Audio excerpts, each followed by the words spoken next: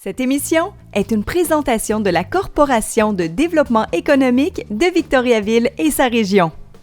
Bonjour tout le monde, vous avez aimé l'émission La route des saveurs où on avait parcouru le territoire pour en connaître plus sur nos producteurs du terroir. Bien, on est en train de préparer une nouvelle émission avec la TVCBF et avec la Corpo Développement économique de Victoriaville et sa région pour faire découvrir des entreprises, des individus qui innovent pour améliorer notre environnement. Alors, j'espère que vous allez apprécier cette émission qu'on vous a concoctée, qu'on est en train d'enregistrer et que vous allez pouvoir découvrir tout au long de l'année 2020. Alors, sans plus tarder, ça s'en vient.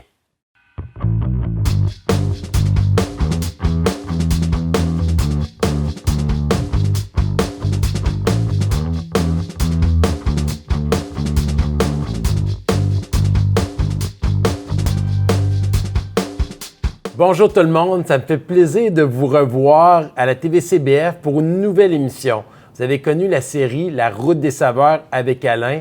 J'ai voulu vous emmener dans un autre environnement pour faire découvrir notre région. Sur quel secteur? L'environnement, un secteur que je me fais parler régulièrement dans la dernière campagne électorale naturellement, mais lorsque je rencontre des jeunes et des moins jeunes. Donc, sans plus tarder, la récupération, l'environnement, c'est pas juste les bacs verts, les bacs bruns. Et je me suis dit, on va aller sur le terrain, rencontrer des gens qui vont pouvoir vous expliquer comment on peut avoir un impact. Oui, dans les gestes au quotidien à la maison, mais aussi dans les différentes entreprises, les commerces. En réalité, il n'y a pas juste les gouvernements qui peuvent poser des gestes, chacun peut en poser. Alors, sans plus tarder, je vais vous présenter des gens qui travaillent au quotidien avec des gens d'affaires, avec des citoyens qui veulent poser un geste et faire une différence, des gens qui travaillent à la Corpo économique de Victoriaville et sa région. Je vous présente Bernard et Jacinthe sont avec moi. Bonjour. Bonjour. Bonjour. Merci d'être là.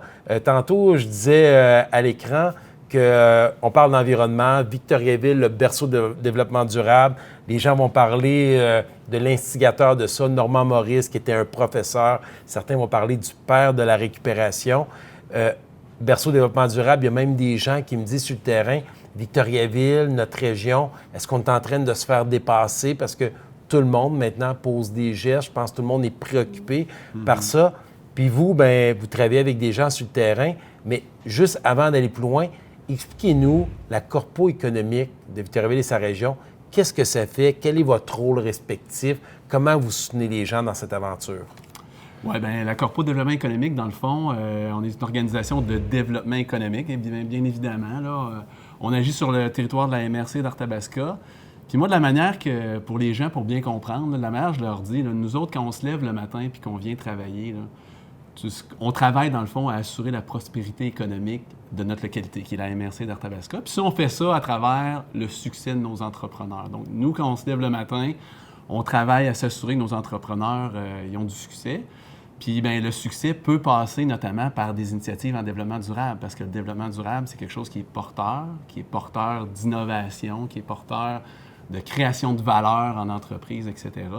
Puis ça, c'est quelque chose qui va être abordé tout au long du parcours que vous allez faire dans le cadre de ton émission. Là. Yeah. Puis toi, Jacinthe, qu'est-ce que tu fais exactement à la Corpo économique? Quel est ton rôle pour soutenir les gens là, qui viennent voir? Puis j'imagine ça doit commencer quelque part. Quelqu'un cogne ici, ont une idée qui germe dans la tête, puis là, ils veulent avancer. Comment ça se passe? Oui, bien moi, en fait, je suis conseillère en développement durable ici à la Corporation de développement économique. Puis moi, le matin, quand je me lève puis je viens travailler avec des entreprises, bien mon objectif, c'est de les aider à améliorer leurs pratiques d'affaires, tout type d'entreprise, pour qu'il y ait des pratiques d'affaires plus responsables et donc qui incluent justement le développement durable. Oui. Les gens, puis on a parlé un petit peu avant l'enregistrement, puis tout au long de mes interventions, on dit souvent, certains vont dire, oui, mais le petit geste qu'on fait, c'est pas assez. On va faire, prendre un objet, puis d'essayer de le mettre dans le bac vert ou du bac brun ou dans le déchet, si ultimement, on n'a vraiment pas le choix. Puis on dit, il faut poser des gestes encore plus grands et il faut innover en environnement si on veut vraiment avoir un impact chez nous, dans notre région. Mais partout. Si on pouvait exporter ces produits-là après, nos entreprises grandiraient, il y aurait du développement économique, ça créerait de la richesse, des emplois de qualité, mais en même temps, on aurait un impact. Ça veut dire quoi, innovation, en réalité, là? Quand les gens disent ça, l'innovation, Avez-vous des exemples, des choses, vous pouvez m'expliquer ça un peu? Oui, certainement. L'innovation, en fait, c'est en termes très, très simples, le plus simple que je peux le mettre, là, c'est faire les choses autrement. Mais en entreprise, ça veut dire faire les choses autrement, mais pour créer de la valeur, dans le fond. Ce qu'on veut, là, c'est créer plus de prospérité économique pour l'entreprise. Fait que ça peut se décliner de différentes manières. Quand on pense à innovation, souvent, là, les gens vont penser à des robots qui parlent, des affaires de haute voltige, là. Puis pourtant, l'innovation, ça peut se retrouver dans pratiquement toutes les fonctions d'une entreprise, Puis quand on regarde, mettons, des organisations comme l'OCDE, qui est l'Organisation de coopération et de développement économique à l'échelle mondiale, là, eux autres, ils identifient 4 grands types d'innovation. Puis je trouve ça intéressant d'en parler parce que ça nous permet de voir que, justement, l'innovation, c'est tentaculaire, puis ça peut prendre différentes formes. Puis pas toujours la forme technologique, là, tu sais. Donc, il identifie un premier type qui est le type d'innovation de produit. Fait que ça, c'est la manière qu'on conçoit les produits. Donc, innover de la manière qu'on conçoit les produits.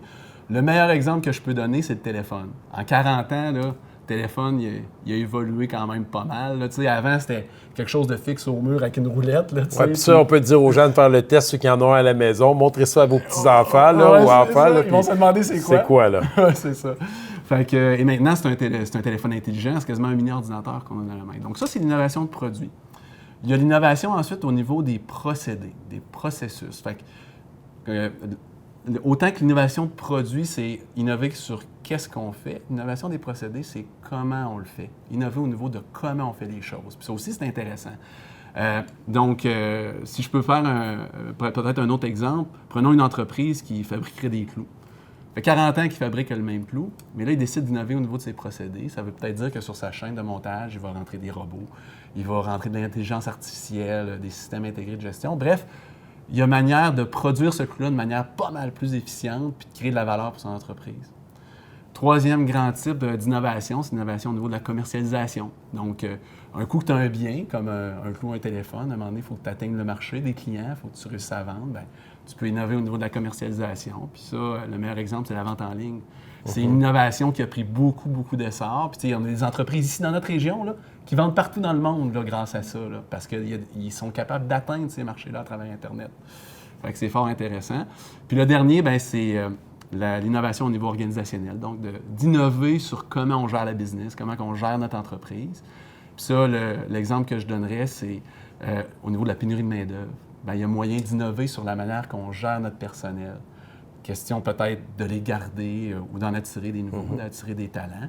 Fait que ça peut être sur comment on permet à notre personnel de prendre part à certaines décisions d'entreprise ou comment on peut peut-être partager même du personnel entre entreprises, parce qu'on a des besoins similaires et qu'on est en mesure de mutualiser des ressources. Fait que c'est toutes des innovations qui sont intéressantes et qui permettent de générer de la valeur. Puis ça, bien, il y a un arrimage à faire avec le développement durable. Avant d'arriver à toi, Jacinthe, la prochaine question. Tu as nommé 4 grands secteurs, mais celui qui est beaucoup d'actualité, c'est toute la consommation d'énergie. Les énergies fossiles versus tous les autres types d'énergie qu'on peut retrouver. J'arrive d'une conférence de presse ou pour le gaz naturel renouvelable. Est-ce que ça rentre dans une des 4 catégories que tu nous as nommées? Ça rentrerait dans la première catégorie. Première catégorie? Oui, tout à fait. OK. Oui, tout à fait. Ça, je suis convaincu qu'on va avoir la chance d'en reparler parce que c'est vraiment d'actualité. On en parle souvent un peu partout, comment faire cette transition énergétique, les véhicules électriques et tout le reste, là, les modes de transport, compagnie. Jacinthe, je passe à toi. On parle du développement durable, on dit Victoriaville, notre région, berceau de développement durable. C'est quoi au juste? Parce qu'on peut mélanger environnement, écologie, développement durable. C'est quoi exactement le développement durable pour les gens qui nous écoutent? Oui, tu as tout à fait raison. Souvent, d'emblée, les gens pensent à l'environnement et au recyclage, mais ça va bien au-delà de ça. Quand on parle du développement durable, communément, on va toujours parler des 3 sphères dans lesquelles on va intervenir au niveau économique, social et environnemental. Donc, oui, au niveau environnemental, il y a la gestion de matières résiduelles. Donc, si je prends l'exemple d'une entreprise, évidemment, il faut qu'elle réduise sa quantité de déchets, améliore son recyclage, son compostage, mais après ça, toute la gestion de l'énergie, comment une entreprise gère son énergie, quel type d'énergie elle utilise pour chauffer ses bâtiments, éclairer ses bâtiments, quel type de véhicule elle utilise, avec quel type de carburant, etc. Gestion de l'eau aussi, est-ce qu'on peut réduire la quantité d'eau dans une entreprise? Donc, il y a tout le volet environnemental au développement durable, mais aussi il y a le volet social. Donc, on en a un petit peu parlé, pénurie de main-d'œuvre, tout ça, mais le volet social, en fait, c'est c'est qu'est-ce qu'une entreprise va faire pour le bien-être de ses employés. Donc, qu'est-ce qu'elle offre comme conditions? Est-ce qu'elle offre des bonnes conditions de travail?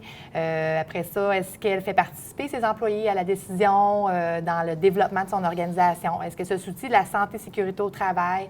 Est-ce qu'elle met en place des choses pour les saines habitudes de vie? Parce qu'aujourd'hui, les entreprises de plus en plus vont offrir des choses par rapport aux saines habitudes de vie, de dire, bon, on va mettre une douche pour que nos employés puissent aller s'entraîner, offrir des collations santé, etc.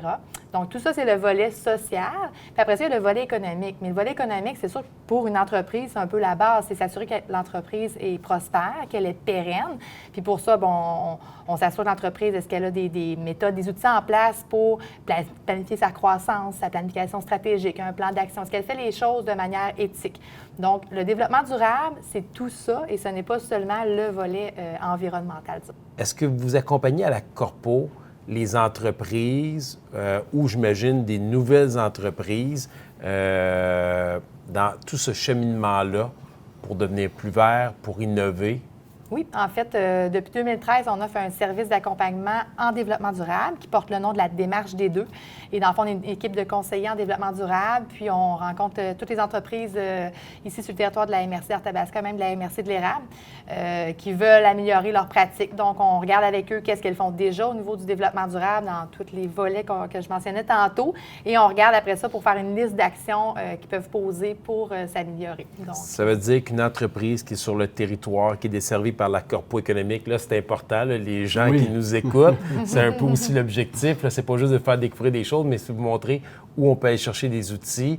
Quelqu'un, quel que soit l'endroit où il est dans l'échelle. Même, des fois, les gens peuvent être gênés, ils ont l'impression d'être des dinosaures, puis ils partent très, très bas, qu'ils soient là ou qu'ils soient déjà en processus. Vous les prenez où ils sont, puis vous les emmenez au niveau supérieur.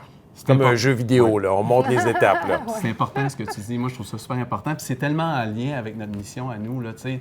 On accompagne, notre pain quotidien, c'est d'accompagner nos entrepreneurs, peu importe où ils sont dans leur projet d'affaires. Tu sais, sont en démarrage, sont en croissance, en relève. On est là pour offrir une gamme de services. Puis je te dirais qu'à travers cet accompagnement-là, nous, on a intégré le développement durable. Donc, peu importe l'entrepreneur il se situe où, s'il y a des besoins, là, X, Y ou Z. Puis là, j'en profite pour nous plugger un peu aussi la Corpo, là, parce que je trouve qu'on est une porte d'entrée intéressante pour les entrepreneurs qui ont un projet d'affaires. N'hésitez pas à venir nous voir, que ce soit en développement durable ou autre. Là, vraiment, nous, c'est de vous voir réussir, puis venez nous voir, puis on va être en mesure de vous orienter, vous accompagner. On est de toutes les collaborations, donc si on n'est pas les ressources à l'interne, on travaille avec tous les intervenants du milieu, puis on saura vous orienter vers les bonnes ressources. Mais vraiment, là, nous, c'est de vous voir réussir et de vous voir intégrer le développement durable au maximum. Ouais. Bernard? Merci, Jacinthe. Et là, je vais vous laisser parce qu'on va aller rencontrer Annie Turcotte qui va nous parler de l'endroit où on est, le Hublot, un endroit, j'en suis convaincu, pour faire réfléchir, pour innover, pour créer, pour faire gérer des projets dans notre belle région. Merci. Merci. Rebonjour tout le monde, je suis présentement avec Annie Turcotte. Annie, avec qui j'ai eu le privilège de travailler quand j'étais maire de Victoriaville, qui travaille maintenant, qui travaillait dans ce moment-là à la Corpo économique de Victoriaville et sa région, qui est un peu la responsable, si je ne me trompe pas, hein, Annie, tu me confirmeras, à la Corpo de ce magnifique lieu dans lequel on est, qui s'appelle le Hublot. Oui. C'est ça? Oui. Explique-moi, juste pour commencer, le Hublot, c'est quoi cet environnement-là que vous avez créé à la corporation? Bien, en fait, Hublot part initialement de la création d'un incubateur industriel. C'est un lieu qu'on connaît au Québec de plus en plus. C'est un outil de développement économique qui sert les entreprises en démarrage, principalement 0-5 ans. Donc, nous, on a changé son nom et un peu sa vocation. En fait, oui, évidemment, à la base, c'est un incubateur, mais c'est aussi, il est aussi là pour aider les entreprises qui sont dans un mouvement de croissance aussi, donc plus en accélération. Donc, oui, en démarrage, accélération. Donc, on l'appelle Hublot, propulseur d'entreprise. Donc, ça se trouve être à la disponibilité des entreprises de la région. Toutes les entreprises de la région qui veulent venir s'asseoir ici, pour faire quoi? Pour échanger, pour réfléchir, pour essayer de trouver une super idée ou juste pour rencontrer d'autres entrepreneurs? Bien, en fait, il y a plusieurs vocations au lieu. C'est-à-dire qu'ici, d'emblée, là, c'est vraiment un lieu qui est commun à l'ensemble des entreprises qui se trouvent à l'intérieur de Hublot. OK. Par contre, les entreprises peuvent se trouver soit dans des bureaux parce qu'ils ont un projet de démarrage qui touche plus le service aux entreprises, par exemple, ou le commerce. Sinon, on a aussi des lieux qui sont plus de type atelier de travail. Et là, ils peuvent avoir des employés avec eux. Donc, le lieu ici, on a décidé de le créer parce que, d'abord, il était central au sein du bâtiment, ce qui veut dire qu'on pouvait se permettre avec eux de pouvoir se voir plus régulièrement, plus quotidiennement. Quand je dis « on », c'est oui, eux, mais aussi nous, les intervenants en développement économique, qui se trouvent être... on a défoncé d'ailleurs un mur pour nous permettre d'être régulièrement en lien avec eux, puis créer des relations plus étroites, puis leur permettre de briser l'isolement. Parce que souvent, une entreprise qui est en démarrage, le fameux 0-5 ans, ce qui est surtout difficile, c'est de se retrouver toute seule, d'avoir l'impression d'être seule à vivre les défis là, du démarrage. Fait que j'imagine que les gens qui travaillent à la corpo, vous venez vous promener de temps en temps, vous venez zioter s'il n'y a pas des gens qui sont ici, vous venez prendre le pouls des personnes. Ça permet de rester en contact direct avec eux. Oui, clairement. Dans le fond, le lieu, autant il sert pour l'heure du dîner, soit pour les pauses. On a une machine à café là, qui est juste à ma gauche, là, qui permet justement plusieurs consomment du café. Donc, souvent, on peut échanger avec eux. Aussi, le lieu sert à des événements, soit des conférences de presse, des 5 à 7, peu importe, des événements qui permettent, encore une fois, je le répète, de briser l'isolement. Puis nous, d'être plus, nous, les intervenants, d'être plus en étroite collaboration avec eux autres, puis d'être aux premières loges quand il y a une difficulté qui se présente ou qui semble se présenter. Donc, on est vraiment en mode écoute, puis on peut réagir là, et offrir du service qui est vraiment du sur-mesure. Adapté. Tantôt, j'ai parlé avec Bernard et avec Jacinthe qui travaillent avec toi. Vous êtes une équipe de plusieurs professionnels à la Corpo économique. Le Hublot, là, on en a parlé, la Corpo économique. Là, j'ai besoin de ton aide. Ces questions-là n'ont pas été préparées. Quelqu'un qui veut venir vous voir, là, on parle de ça, mais vous êtes situé où sur le territoire? Parce que là, c'est une bonne question. Même nous autres, en nous emmenant, le chauffeur qui était là avec nous autres, puis le caméraman, ils disent, on s'en va où exactement, là? Oui. Donc, c'est où la Corpo économique? La Corporation de développement économique est sur le boulevard industriel à Victoriaville. Donc, on est situé au 747 boulevard Pierre-Roux-Est. Donc, on est juste voisin de VicWest, une entreprise que bien des gens situent, puisque c'est une grande entreprise. Donc, voilà. Coin de Bonaventure, presque, et Pierre-Roux dans le coin. Pas très loin de le boulevard Labbé aussi, là, donc tout près du parc industriel. Génial. Merci beaucoup, Annie, d'avoir pris le temps de nous expliquer un petit peu ton quotidien, le lieu, le magnifique lieu dans lequel on est, avec les explications, je pense, de Jacinthe et Bernard qui s'ajoutent à ça. Ça va, je pense, mettre la table pour notre nouvelle série d'émissions où on veut faire connaître à toute la population les innovations en environnement ou de tout genre là, sur l'ensemble du territoire. Merci. Oui, tu as une question pour moi? Oui, peut-être un petit point à ajouter, si vous me permettez, c'est que les lieux, là, puisqu'on parle d'environnement et tout ça, a été réfléchi là, tout simplement, bien sûr, en ayant la préoccupation environnementale. Donc, il y a beaucoup d'éléments dans le lieu, dont la table exemple, ici. oui, je veux savoir. Ça m'intéresse. C'est la lit de quilles qui a été récupérée de l'église Saint-Martyr canadien à Victoriaville. Pour de vrai? Donc, ça se trouvait être au sous-sol de l'église. Ça, c'est une allée de quilles, là, sur laquelle on est. Oui, c'est une allée de quilles. Donc, on a aménagé des tables qui étaient faites d'ailleurs par une entrepreneur en démarrage, une femme qui est dans le domaine de la soudure métal, Madison Metal, Metal Collection. Donc, il a reproduit des tables à partir de ces produits-là. Les lampes, là, par exemple, qu'on trouve au-dessus de nous autres, se trouvent être des lampes du Claretin, le Collège Claretin. On a aussi une lampe qui a été faite par l'Autre Fabrique, qui est une organisation qui vient en aide aux entreprises avec certains handicaps. Vous avez été cohérent, même dans la mise en place de ce lieu-là, pour essayer de voir de quelle façon vous pouvez vous y prendre. C'était très important pour nous de le faire pour être justement cohérent. Là, je pense que les gens qui cherchent des ressources, des professionnels qui veulent vous aider, qui veulent vous accompagner, qui veulent vous aider à créer quelque chose pour améliorer notre planète, améliorer notre environnement, améliorer vos lieux de travail, bien, je pense être servi avec Jacinthe, Annie et Bernard. J'espère que vous avez apprécié. Et là, sans plus tarder, on va vous laisser parce qu'on va aller rencontrer une jeune fille qui a quelque chose à vous montrer, qui innove à sa façon. Puis je pense que ça va impressionner bien des gens. On a quitté la Corporation de développement économique et on est à Saint-Norbert. Je voulais commencer cette première émission en vous présentant une jeune entrepreneure que j'ai connue drôlement en regardant le Journal de Montréal, en prenant mon café. Et là, le titre, ça dit quoi? Une Québécoise nettoie l'océan pour en faire des vêtements. Alors, je me disais, quelle était la meilleure façon de faire découvrir cette nouvelle émission en voyant ce que des gens de notre région étaient capables de faire pour améliorer l'environnement qu'en allant voir une jeune, ceux qui nous poussent à nous améliorer, ceux qui nous ont poussés à faire de la récupération, du compost. Et maintenant, ben, avec des beaux projets comme ça, je vous présente Rose Guillemette. Allô, Rose? Bonjour. Ça va bien? Oui, vous? Hein? C'est fantastique. On est dans un garage. On est chez vous. Tu as 21 ans et tu as décidé de faire des maillots, mais pas comme tout le monde, avec du plastique recyclé. C'est ça? Oui. Comment ça a parti cette idée? Je vais dire presque folle, mais en même temps magique. Oui, mais ça l'est un peu, mais ça fait quand même vraiment longtemps. Dans le fond, j'ai étudié en commercialisation de la mode au CNDF à Québec. J'avais 17 ans, puis c'est vraiment là, en fait, que mon idée a parti. Dans un de mes cours en textile, on apprenait, en fait, comment que le polyester était créé, la conception du polyester. Puis c'est moi, en voyant la conception, mais je me suis dit, mais pourquoi qu'on ne le fait pas de façon recyclée quand moi, je voyais une manière de faire? C'est vraiment là, en fait, que mon idée elle a vraiment parti. Là. Parce que du polyester, à la base, c'est du plastique. Ouais. Donc, tu t'es dit tout simplement, ben pourquoi pas prendre du plastique? Puis le récupérer. On le récupère au lieu de le laisser comme on voit dans les images, je pense qu'il frappe l'imaginaire dans l'océan ou bien on le voit dans les centres de recyclage.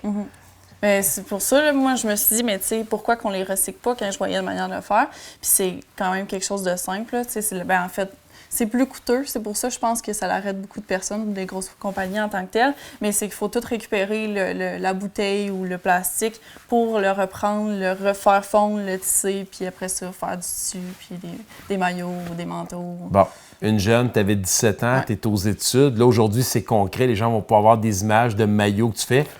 Ta casquette, tu pas fait. Tu fais ta casquette en matière recyclée? Plastique. Ben, en coton recyclé. En coton recyclé. En coton, ouais. Ben, c'est ça. Et là, tu décides, tu fais quoi? Tu fais la conception ici? Tu fais ça dans ton garage? Tu as un bureau? Tu as un ordinateur? Comment ça fonctionne? Oui, mais dans le fond, moi, je dessine. Puis après ça, je fais faire j'ai comme deux types de production que je fais. Soit je dessine, je fais faire l'échantillon.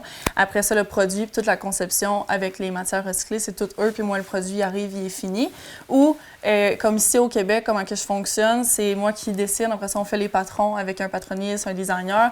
Après ça, on crée, dans le fond, moi, j'ai les tissus. Après ça, toute la conception, elle se fait ici au Québec. Fait que 50 % de ma production, c'est au Québec. 50 % c'est un peu ailleurs, partout dans le monde. Là. J'ai vraiment des fournisseurs un peu partout parce que, dépendamment des tissus qu'on utilise ou des matériaux que j'ai besoin, c'est un peu les spécialités dans différents endroits. Par exemple, en Italie, c'est vraiment là pour tous mes maillots pour femmes que je vais chercher mes tissus. Ça vient vraiment d'Italie. Sinon, en Chine, c'est là que je retrouve tous mes maillots pour hommes, manteaux, le tissu vient de là. Ça dépend un petit peu de ce que je veux faire, la provenance. Et là, Rose, elle décide, elle fabrique, elle fait le modèle de ce que je comprends, t'envoies ça à quelqu'un qui va tout te designer ça. Tu trouves comment les personnes qui vont te le fabriquer, parce que tu dis c'est en Chine, c'est en Inde ou je ne sais pas dans quel autre pays, en Italie, bien, tu as dû avoir des contacts avec ces gens-là. Est-ce que tu les as rencontrés en personne? Non, je ne les ai pas encore rencontrés. J'aimerais vraiment ça pouvoir y aller, mais c'est juste que c'est plus coûteux. Fait que non, je ne les ai pas encore rencontrés, mais on s'écrit soit par courriel ou par une application aussi. Fait que c'est vraiment avec ça qu'on communique. En arrière de toi, je vois des bouteilles de plastique. C'est là, pourquoi ces bouteilles-là? J'ai pas fabriqué ça avec la télévision comme l'autre des bois francs là, pour faire un fond. Oui, non. Ben en fait, c'est pour tout shooter mes produits pour mettre sur Internet parce que je vends juste en ligne. Ma boutique, c'est en ligne. Juste en ligne? Oui, okay. C'est ça. Pour l'instant, c'est seulement en ligne. Fait que pour tout montrer mes produits, au lieu d'avoir un fond blanc, je me suis dit, comme ils sont conçus à partir de matière recyclée, je vais prendre des bouteilles d'eau, je vais faire un fond avec. Fait que j'ai pris une journée, j'ai fait un mur avec des bouteilles d'eau que j'ai collées dessus. Pas compliqué, puis ça fait le travail. Là, je vais te permettre de plugger, là, comme on dit, là, le site web, les gens qui nous écoutent en même temps, qui auraient le goût d'aller voir sur Internet les produits que tu fabriques, quelle est l'adresse exacte? On va s'assurer que ça soit écrit à l'écran. Oui, bien, c'est Kears Workshop sur Facebook ou sur Internet pour trouver ma boutique en ligne. Sinon, c'est New Kears sur Instagram, aussi ma boutique en ligne. Là. On peut la trouver des deux façons. Donc, n'importe où, sur n'importe quel réseau social, sur Google, on tape le nom, les gens vont être capables de trouver, ils peuvent acheter, puis en toute sécurité, ils vont recevoir leurs produits. Maintenant, tu parles d'un produit qui est fait à base de plastique recyclé. Bon, j'imagine qu'il y a des gens qui nous écoutent et disent « Ouais, c'est ça qu'elle nous dit. Comment je peux être sûr que c'est vraiment fait? » Parce que moi, personnellement, je vois le tissu du manteau, je ne suis pas capable de faire la différence à l'œil. Qu'est-ce qui fait qu'on est certain que le produit est éco-responsable? Je ne sais pas si c'est le bon terme qu'on doit utiliser. Oui, bien en fait, je travaille seulement avec des fournisseurs qui ont des certifications. Avec ça, j'ai vraiment pris le temps de les vérifier, puis ça a été long. Ma recherche de fournisseurs, ça a été mon plus gros défi, en fait. Ça m'a pris 2 ans à trouver les bons fournisseurs qui avaient les certifications, puis c'était vraiment en matière recyclée, pas recyclable ou autre, là. Fait que, ouais, c'est des vrais avec les certifications pour, là. Puis, quand tu fais ce travail-là pour vendre des produits, j'imagine qu'une jeune de ta génération, ça vient peut-être de tout ce mouvement-là environnemental qui fait qu'on essaye d'innover, de trouver une nouvelle façon parce qu'on ne peut pas arrêter la consommation complètement. Ça t'est venu comment, cette idée-là? Juste comme ça a frappé l'imaginaire, tu te dis « Ah, moi, matin, je me lève, l'école, c'est bien beau, là, mais je me lance là-dedans. » Bien, en fait, j'ai fait 2 voyages humanitaires, un à Haïti puis un au Guatemala. Puis je pense que c'est un peu de là que vient mon idée de recycler, de faire attention à ce qu'on consomme. Puis c'est vraiment en voyant la réalité dans les autres pays, toute la pollution qu'il y avait, que je me suis dit qu'il fallait faire un peu quelque chose. Je savais pas comment, mais je savais que je voulais faire quelque chose. Puis là, bien, en étudiant en mode, puis en ayant cette idée-là, ça a comme tout combiné ensemble, là. Ouais. Tu fais ça, dernière question, est-ce que tu fais ça à temps plein maintenant? Tu vis de ça? C'est le futur que tu vois, j'imagine, grossir, vendre plus comme entreprise? Oui, c'est sûr. Moi, ce que je veux faire, c'est vraiment recycler le plus de matière pour créer avec ça des nouveaux produits, mais je veux tout faire, pas seulement le maillot, manteau, c'est vraiment de tout faire, fait que c'est ça que j'envisage. Ouais. Rose, merci beaucoup. C'était un plaisir. J'espère que les gens qui nous écoutent ont pu en découvrir, en savoir un peu plus sur ton entreprise. Je vous invite à aller sur le site Internet. Si vous avez le goût de l'encourager, vous avez le goût de faire un beau petit cadeau à quelqu'un pour un anniversaire, gênez-vous pas. Une jeune dynamique de notre région, c'est un peu ça l'objectif de cette nouvelle émission, de faire découvrir des succès de notre région tout en protégeant l'environnement. J'espère que vous avez aimé. Merci à la TVCBF, merci à la Corpo Développement économique de Victoriaville et sa région. Et si vous avez aimé, comme je le disais, partagez. Plus on sera de monde à découvrir ces belles réalités, bien, plus on pourra peut-être faire une différence et peut-être donner le goût à quelqu'un d'inventer quelque chose d'autre. Bye bye tout le monde. Cette émission est une présentation de la Corporation de développement économique de Victoriaville et sa région.